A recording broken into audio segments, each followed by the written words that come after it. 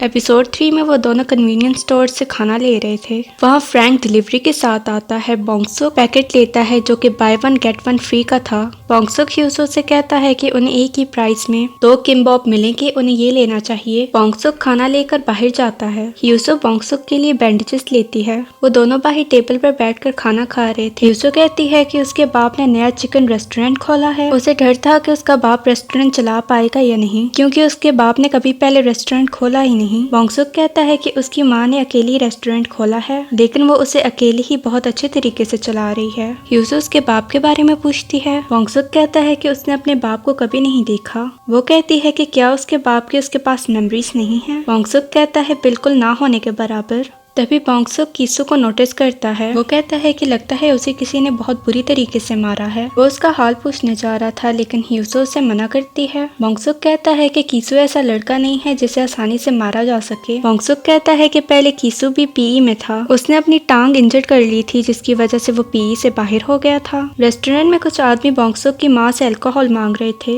वो कहती है कि इस रेस्टोरेंट में अल्कोहल नहीं मिलती। वो आदमी बदतमीजी करने लगते हैं। तभी उसी औरत का बच्चा मीट लेकर आता है। उसको देखकर दूसरे आदमी डर कर चुप हो जाते हैं। दूसरी साइड पर ह्यूसो का बाप अपने रेस्टोरेंट के लिए चिकन फ्राई करता है। किचन की हालत तो बहुत ही गंदी थी। वो कस्टमर्स का वेट करता है, लेकिन कोई नहीं आता। वो दोनों स्कूल में वापस आते हैं। ह्यूसो बोंगसुक से कहती है उसने स्टडीज से रिलेटेड अपने बाप को कभी कुछ नहीं बताया। बोंगसुक वजह पूछता है तो वो कहती है कि वो परेशान होंगे। बोंगसुक कहता है कि उसे अपने बाप को बताना चाहिए, वो उसे जरूर सपोर्ट करेंगे, बल्कि उसे भी अपने फादर को सपोर्ट करना चाहिए। ह्यूसो गांगहाम से कीसू के बारे में पूछती है।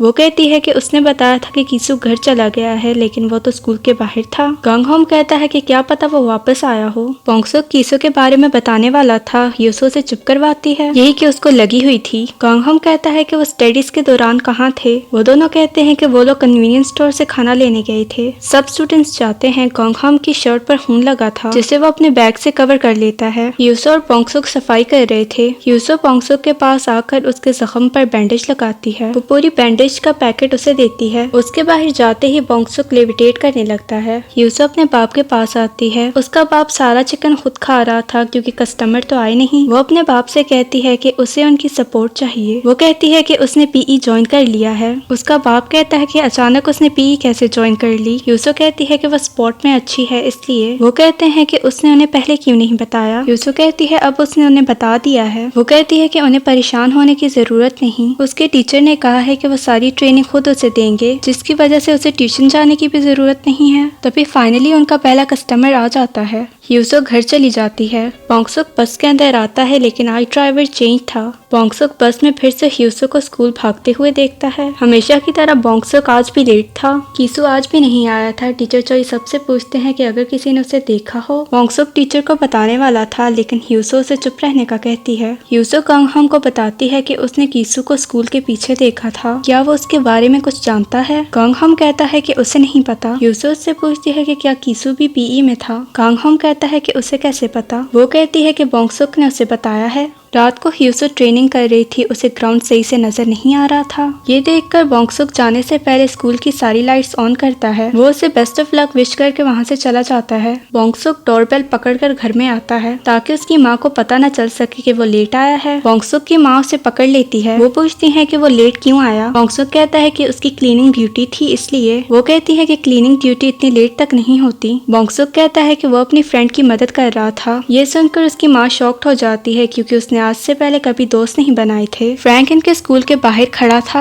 वो फोटो से स्कूल को कंपेयर कर रहा था, ये कंफर्म करने के लिए कि ये स्कूल वही स्कूल है जो कि पिक्चर में है। स्कूल का सिक्योरिटी गार्ड कहता है कि उसे यहाँ पर अपना ट्रक खड़ा करने की इजाजत नहीं है। वो उसे यहाँ से जाने का कहता है। फ्रैंक चला जाता है। स्कूल का सिक्योरिटी गार्ड किसी को कॉल करता है। ह्यूसो का बाप उसके लिए नए शूज ऑर्डर करता है। स्कूल में टीचर चोई ह्यूसो को ट्रेनिंग देते हैं। ट्रेनिंग के बाद वो गांगहोम को अपने ऑफिस बुलाते हैं। वो कहते हैं कि ह्यूसो ट्रेनिंग करेगी तो वो जाके ऑडिटोरियम के फैन ऑन कराए। वो उसे ऑडिटोरियम की चाबियां देते हैं। वो जाके ऑडिटोरियम के फैन ऑन करता है। ह्यूसो वहाँ पर आकर ट्रेनिंग करने लगती है। वो उसे ट्रेनिंग करता हुआ देख रहा था। ट्रेनिंग करते वक्त ह्यूसो का पाँव मुड़ता है, जिससे वो नीचे गिरती है। ये देखकर बोंगसुक उसकी तरफ उड़कर जाता है, लेकिन ह्यूसो उसको उड़ता नोटिस नहीं करती। वो बोंगसुक को कहती है कि वो ठीक है, लेकिन गांगहोम ने उसे उड़ता देख लिया था। ह्यूसो बोंगसुक को उसकी मदद करने का बोलती है। बोंगसुक उसके पाँव पकड़ता है। वो ट्रेनिंग करने लगती है। बोंगसुक ने अपनी आंखें बंद की हुई थी। जब वो आंखें खोलता है ह्यूसो को देखकर वो फिर से हवा में उड़ने लगता है। वो उड़कर दूर जाकर गिरता है। ह्यूसो उसको देखकर परेशान हो गई थी। ह्यूसो उसके पास आती है कि आखिर वो इतना दूर जाके कैसे गिरा। तभी वहाँ पर क्लीनर आ जाती है। वो उनको ऑडिटोरियम खाली करने का कहती है। ह्यूसो उससे पूछने वाली थी लेकिन वो सफाई का बहाना बनाकर वहाँ से भाग जाता है। क्लीनर वहाँ से जाती है। गोंग होम नीचे उतरता है। वो जंप कर अपना हाथ दीवार पर मारता है। उसके हाथ का निशान पूरी दीवार पर छप चुका था।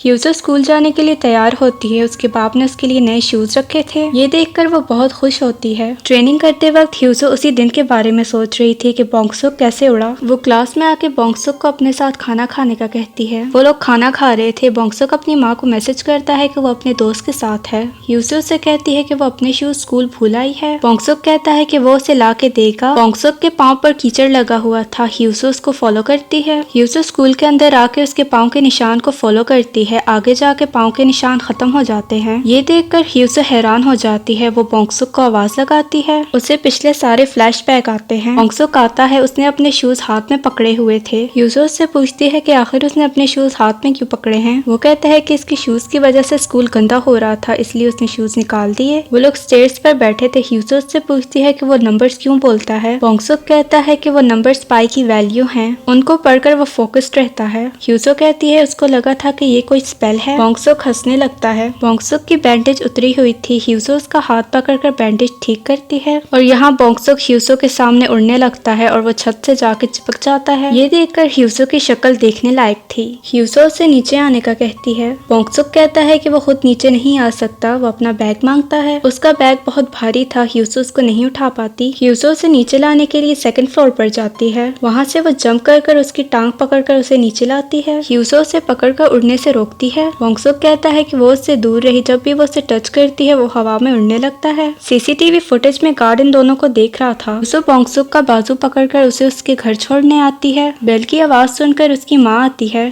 उसकी माँ ह्यूसो को देखकर बहुत शॉक्ड होती है कि उसकी दोस्त एक लड़की है। ह्यूसो को देखकर उसकी माँ को लगता है कि वो बोंगसुक की गर्लफ्रेंड है। वो उससे आकर मिलती है। वो दोनों के लिए खाना लाती हैं। वो पूरा खाना नहीं खा पाती लेकिन फिर भी वो खाती है ताकि उसकी माँ को बुरा ना लगे। बोंगसुक की माँ उनके लिए एप्पल्स काट कर लाती हैं। ह्यूसो के पास स्पेयर यूनिफॉर्म थी। उसके कपड़े गीले थे। वो ऊपर जाकर कपड़े चेंज करती है। ये दोनों ऊपर बैठे थे। ह्यूसो बोंगसुक से सॉरी बोलती है कि उसने उसका पीछा किया। बोंगसुक कहता है कोई बात नहीं। ह्यूसो कहती है कि वो जानना चाहती थी कि उसका सीक्रेट क्या है। बोंगसुक ने अपने पाँव पर भी वेट बांधे हुए थे। वो उनको उतारता है। बोंगसुक उसे जाकर अपना कमरा दिखाता है। उसकी दीवारों पर भी कुशन थे। बोंगसुक कहता है कि वो अपनी पावर्स को कंट्रोल नहीं कर सकता इसलिए उसकी माँ ने ऐसा किया है। ह्यूसो कहती है कि जब भी वो उसके करीब आती है तब वो उड़ने लगता है। ये बोलकर ह्यूसो उसके पास आती है। बोंगसुक पीछे होता है। ह्यूसो पूछती है कि क्या वो उसे पसंद करता है। तभी बोंगसुक उड़कर छत के साथ लगता है। ह्यूसो एप्पल खाते हुए उसका इंतजार करती है कि वो कब नीचे आएगा। इनकी सारी कन्वर्सेशन उसकी माँ सुन रही थी। गुस्से में वो ढेर सारी कैबेज काटती है।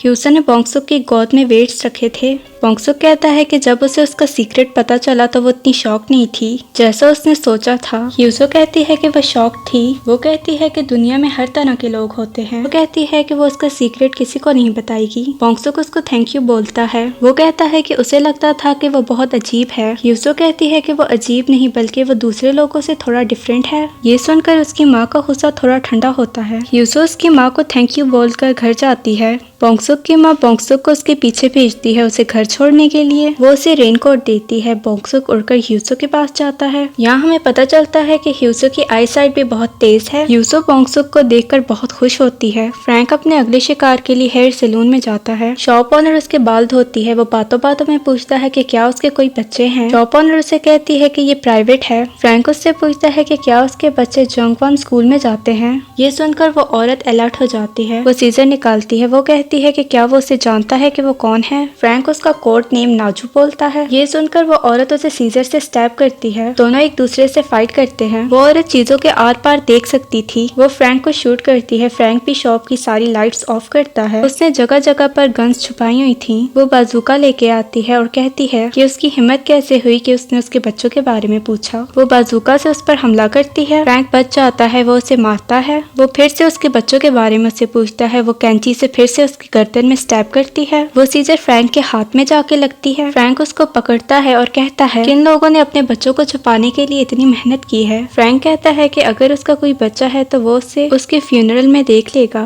ये बोलकर वो उसी सीजर से उसे मार देता है। नेक्स्ट सीन में ह्यूसो के बाप को डिलीवरी ऑर्डर मिलता है। साथ में वो लोग उसे सिगरेट का पैक लाने का भी कहते हैं। वो डिलीवरी लेकर आता है। रास्ते में उसे फ्रैंक मिलता है। वो उससे मोबाइल फोन शॉप का एड्रेस पूछता है। फ्रैंक इंग्लिश में बात करता है तो उसे कुछ समझ नहीं आती। जाने से पहले वो फ्रैंक को अपनी शॉप का कार्ड देता है। वो मोबाइल शॉप पर जाता है। शॉप का ऑनर कहता है कि वो इतना लेट क्यों है। ह्यूसो का बाप कहता है कि वो गुम हो गया था। वो उनसे सॉरी बोलता है। वो आदमी उसे कैश के बजाय क्रेडिट कार्ड देता है। ह्यूसो का बाप कहता है कि उसके पास मशीन नहीं है तो उसे कैश में पेमेंट करनी होगी। वो आदमी उससे बदतमीजी करता है। वो कहता है कि वो कल मशीन लेकर आए। ह्यूसो का बाप उसे भी अपनी शॉप का कार्ड देता है। कार्ड देकर वो वहाँ से चला जाता है। बोंगसुक को फिर से वही ड्रीम आती है जिसमें कोई उससे पूछ रहा था कि उसने बहुत अच्छा काम किया है, क्या वो डरा है। तो बोंगसुक कहता है नहीं। बोंगसुक स्कूल के लिए तैयार होकर आराम से निकलता है। उसकी माँ उसे रोकती है। वो कहती है कि सैटरडे को कौन सा स्कूल होता है। बोंगसुक कहता है कि उसे पढ़ने जाना है। उसका कातिलाना हेयर स्टाइल देखकर उसकी माँ को इतना तो पता चल गया था कि वो ह्यूसो से मिलने जा रहा है। बोंगसुक की माँ उस औरत की डेथ न्यूज देखती है। बोंगसुक और ह्यूसो उसी हाथ को देखते हैं। ह्यूसो बोंगसुक से पूछती है कि क्या उसने ऐसा किया है। बोंगसुक कहता है कि ये उसका काम नहीं। ट्रेनिंग के बाद ह्यूसो बोंगसुक के पास जाकर बैठती है। वो बोंगसुक से कहती है कि क्या वो उसे अपना सीक्रेट बताए। वो दोनों एक दूसरे का सीक्रेट रखेंगे। ह्यूसो कहती है कि क्या उसे पता है कि उसका स्कूल में ट्रांसफर क्यों हुआ। कॉलेज में जाने के लिए उसका सिर्फ एक सेमेस्टर रह गया था